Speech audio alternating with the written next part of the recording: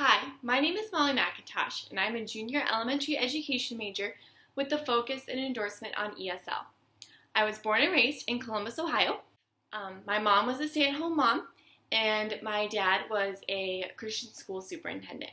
I have two younger sisters. Katie was a freshman this year at Moody Bible Institute, and Sister Emma is a junior in high school. I come from a big, close family and grew up spending every Sunday afternoon running around my grandparents' farm in northern Ohio. I grew up playing volleyball all the way through high school and made many of my close friends in high school through that. I had a pretty typical Midwestern childhood and grew up running around the lakes and the farms around, going to high school basketball games, and spending time with my family. I really enjoy a good cup of coffee, reading, and I grew up in a Christian home. Both of my parents have been Christians the entire life.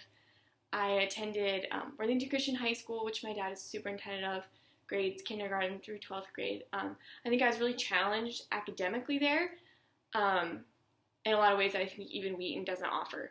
But I never had to actually challenge my faith in a real-world setting until I got a job my sophomore year of high school at Jason's Deli, which is kind of like a Panera restaurant. There I had lots of friends who didn't go to Christian schools and would ask questions that I didn't always know the answer to about real life scenarios and how Jesus was relevant to their lives and where they were. And that really challenged me. And I would go back and talk to some of my teachers or my other friends about what answers I could provide for them. I also took a trip to the Dominican Republic with my senior class in March before I graduated, and it was a missions trip, and I think that was the first time that I really experienced poverty or any sort of third world country, and that kind of opened my eyes to what people around the world struggle with every day. My sophomore year of college, I also struggled with depression and anxiety, and I think that was the first time that I had to work through some of these issues away from my parents and on my own, and I was able to sort of come out on the other side of that thanks to my friends and my family and the Wheaton community. I think my calling as a teacher really started at a young age. My mom likes to tell the story of me when I was 3 years old, playing school with my Beanie Babies and holding up a picture that I had drawn of Jesus and saying, "This is Jesus. Now can you guys all say Jesus?" And I think that's sort of where I had unconsciously noticed, but everyone else around me started to notice that I was probably going to be a teacher when I grew up. I would go to school early with my dad in elementary school, and the other teachers at the school would have me give me little projects to help them out with around the classroom, and I really loved that and looked up to them and couldn't wait to be a teacher when I grew up. Later in high school, I decided I actually wanted to be a nurse.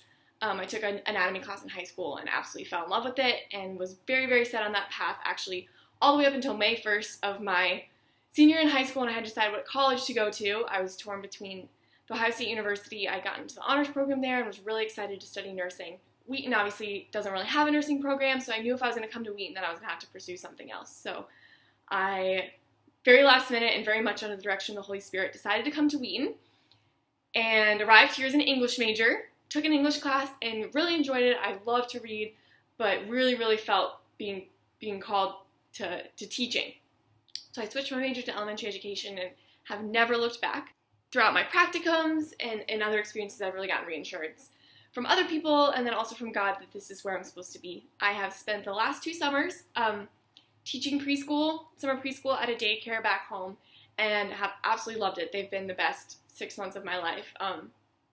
I've really fallen in love with all those kids and have loved creating lesson plans and really fun craft and science and early literacy and early math opportunities for them to explore. I don't have a lot of experience with people with disabilities, but when I was in high school, my mom's cousin and her husband had a son born with Down syndrome, and just watching them as they handled it and as they really saw it as a gift from God and a blessing and an opportunity for them rather than a source of surprise or shock or disappointment. And then also watching little Charlie as he's grown up, really supported and loved by his whole entire family and what that's been like for them. Then one of my really good friends here at Wheaton, older brother, has Fragile X syndrome, which is on the autism spectrum. And I spent a lot of time at my friend's house and time with Ryan and just experiencing what that's been like, and talking to Ryan's mom about what it's been like to raise a child with disabilities and the challenges, but then also the blessings that come along with that. And then also in my preschool class the last 2 summers, I've had 3 students. Obviously, there are only 3, so the diagnosis isn't always explicit, but there's been things that I've noticed. Shreyansh has selective mutism, so he would only talk rarely, and if he would, it would be in a very soft, quiet voice. So just working with him and finding hand gestures and giving him some confidence. But by the end of the year, he would talk a little bit in some words, which was really encouraging. And then Sana, who had some social and linguistic disabilities. She was a English language learner, and then also would not want to interact with any of the other kids due to feeling uncomfortable or really, really anxious. And so working with her on her English language skills to give her the confidence to go out and interact with the other preschoolers was a good experience for me as well. And then I also had this year in my class Raylan, who was a foster child, had just been adopted into this family and had some emotional trauma due to that, and then working with her in the foster care system and implementing her behavior plan, I think also gave me some good experience for what implementing pre-written plans looks like in the classroom.